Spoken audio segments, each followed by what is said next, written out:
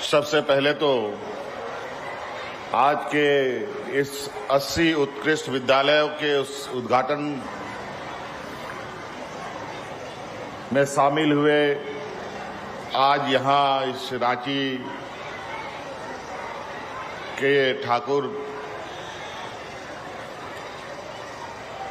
लाल सहदेव जी के इस प्रांगण में, इस स्कूल में और विभिन्न जिलों से जुड़े हुए सभी पदाधिकारीगण, शिक्षकगण और स्कूल के बच्चे, सभी को मेरी ओर से ढेर सारी शुभकामनाएं हैं, जोहार है।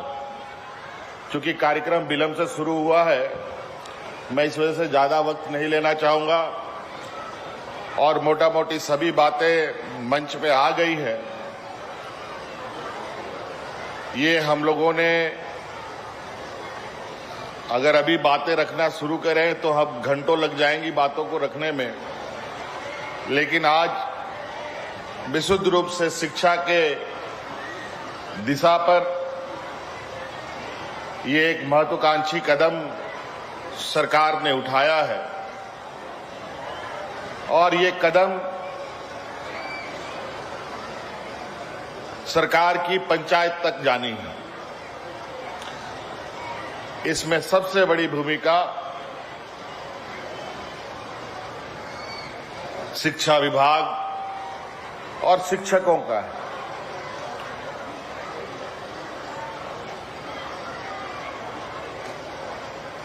आप सबको मालूम है कि आज इन उत्कृष्ट विद्यालयों में जो प्रिंसिपल हैं, इन सभी प्रिंसिपलों की ट्रेनिंग हम लोगों ने IIM इंस्टीट्यूट में कराया है।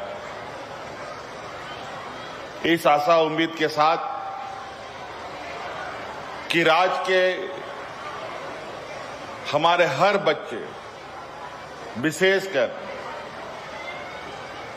यहाँ के आदिवासी, दलित, पिछड़े बच्चों को, मजदूर के बच्चों को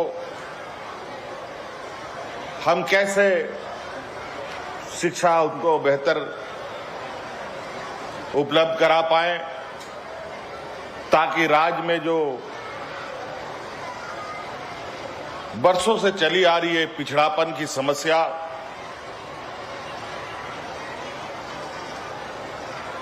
को खत्म करने वाले में हमारी आने वाली पीढ़ी का एक बहुत बड़ा योगदान साबित हो।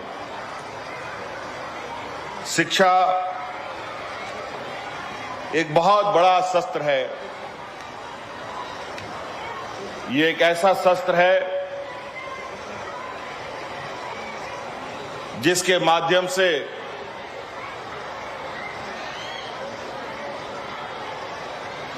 हर एक चीज हासिल की जा सकती है।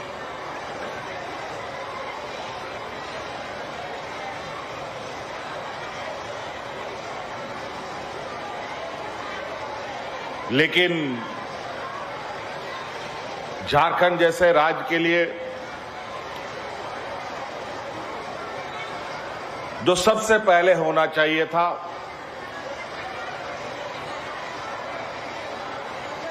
जो यहाँ के हमारे बच्चों को शिक्षा के विषय में प्राथमिकता के आधार पर काम करना चाहिए था, वो बहुत विलंब से शुरू हो रहा है। आज हम मात्र 4,000-5,000 स्कूलों को उत्कृष्ट करने की बात करते हैं। बड़ा विचित्र बात है, जहां हमारी सरकारी स्कूलों में लगभग 35,000 से अधिक स्कूलें हैं।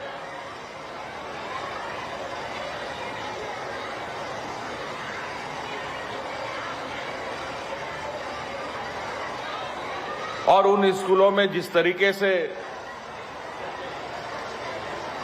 बरसों से पढ़ाई लिखाई की स्थिति बनी रही, ये कहीं ना कहीं आने वाले समय के लिए, राज्य के लिए बहुत बड़ा चिंता का विषय होगा।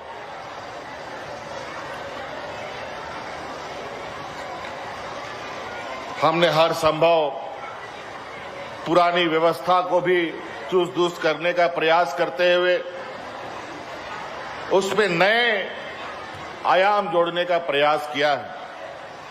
आपने देखा, हमने पारा शिक्षकों को भी मान सम्मान से जीने का अधिकार दिया। आज जो कंपटीशन का दौर है, उस कंपटीशन के दौर में हमारे इन बच्चों को भी बेहतर शिक्षा देना अत्यंत आवश्यक है। हम आज नमन करते हैं अपने तत्कालीन विभागीय मंत्री जगन्नाथ महतो जी का, जो आज हमारे बीच नहीं है। उनका भी इस विषय में निरंतर प्रयास रहा है।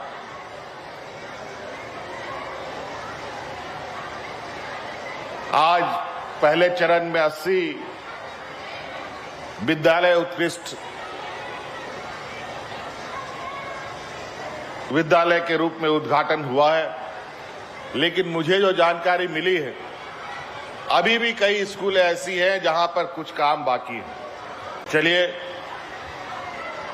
कुछ काम बाकी है तो निश्चित रूप से एक समय अवधि पर विभाग इसको पूरा करे, यह सुनिश्चित जल्द से जल्द करने का काम करे, क्योंकि अब ये कदमें आगे बढ़ चुकी हैं। अब ये रुक ना पाए, इसके लिए हर प्रयास विभाग इस विषय पर कड़ी नजर रखते हुए करे, ताकि हम अपने बच्चों को आज के दौर की एक शिक्षा व्यवस्था है उसके बराबर में लाके खड़ा कर सके। अभी गिरिडीह जिला से हमारे विधायक जी ने शिक्षकों की कमी की बात कही है। निश्चित रूप से शिक्षकों की कमी है, ये हमें भी मालूम है। कई अड़चने, कई समस्याएं, कई बाधाओं की वजह से शिक्षकों की नियुक्ति नहीं हो पाई, लेकिन इन समस्याओं का समाधान निकाला जा चुका है। और जहां तक मैं उम्मीद करता हूं कि इस माह के अंत तक में लगभग 25,000 अलग अलग चरणों में हजारों की संख्या में शिक्षकों की बहाली होनी है। और इस साल के इस मंथ के आखिरी में लगभग 25,000 शिक्षकों की बहाली कर ली जाएगी, जो इन स्कूलों में पदस्थापित होंगे और बच्चों को शिक्षा देंगे। और इसका अभी तो हम लोगों ने शुरुआत की है, कई चीजें इसमें अभी और भी जोड़ने बाकी हैं। समय समय पर इसका आकलन किया जाएगा। और इस स्कूलों को चलाने के लिए एक और विशेष बात मैं कहना चाहूंगा कि स्कूल के अंदर एक प्रबंधन समिति भी है, जो वहां के बच्चों के अभिभावकगण उसके सदस्य होते हैं, अध्यक्ष होते हैं, उपाध्यक्ष होते हैं। उन सब से भी आग्रह होगा कि आप लोग की भी इसमें एक अहम भूमिका होती है कि ये स्कूल कैसे चले। हम आधारभूत संरचना दे सकते हैं, हम किताबें दे सकते हैं, हम कपड़े दे सकते हैं, हम व्यवस्थाएं उपलब्ध करा सकते हैं, शिक्षक दे सकते हैं, लेकिन वो प्रबंधन समिति ये बात को सुनिश्चित करे कि ये स्कूल संसाधनों के साथ बेहतर शिक्षा भी उन स्कूलों में मिल रही है। और जो स्कूल बेहतर प्रदर्शन करेगा, समय समय पर इसका आकलन करते हुए उस विद्यालय को, वहां के बच्चों को और वहां के शिक्षकों को भी पुरस्कृत किया जाएगा विभिन्न सहायता के रूप में। तो इसलिए बातें बहुत है। लगभग हम लोगों को 5,000 और स्कूलों पर काम करना है। आज 80 स्कूलों पर ही हम लोगों ने शुरुआत किया है। अभी कई मंजिलें पार करनी है। वर्तमान स्थिति में आपको मालूम है कि 2 कमरे का स्कूल होता है, जहां 1-2 शिक्षक होते हैं। बड़ा विचित्र स्थिति है। हम ऐसे स्कूलों को क्या नाम दे सकते हैं, जहां मात्र 2 कमरे हों और 1 शिक्षक हो? वहां कैसी स्कूल की व्यवस्था हो सकती है, आप अंदाजा लगा सकते हैं। हम गरीबों को बेहतर शिक्षा देने की बात करते हैं, आदिवासी दलित पिछड़ों को अच्छी शिक्षा देने की बात करते हैं, लेकिन ये व्यवस्था जो अभी परंपरा चली आ रही है 2 कमरों में बच्चों को शिक्षा देना, कहीं ना कहीं इन लोगों के प्रति एक मजाक उड़ाने के जैसा है। आज उससे अलग हट करके एक बेहतर एक हमारे प्राइवेट स्कूलों के कंपटीशन में, जहां आज आप लोग